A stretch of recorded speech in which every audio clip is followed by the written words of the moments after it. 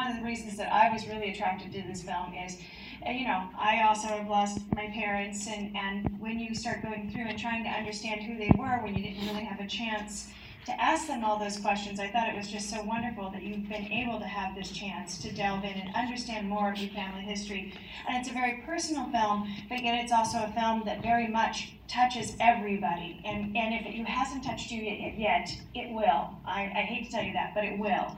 And so when you started going and digging through all of the different family catalogs and the family, as you talked with your sisters and everybody, how did everybody react to the digging and to the unearthing of this information and the emotions?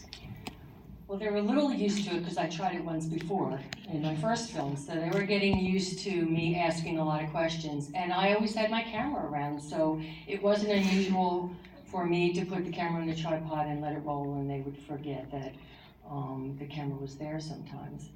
But I think the biggest surprise for me was how open my mother was the second time I came around and asked the same questions.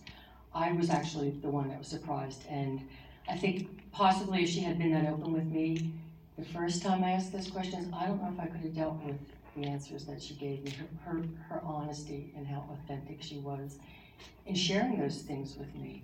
And so I'm kind of glad that I'm more mature, I'm more seasoned as a filmmaker, and ready. I was ready to hear the answers this time. And some of the answers were actually the same answers I heard the first time, but they sounded different to me this time around.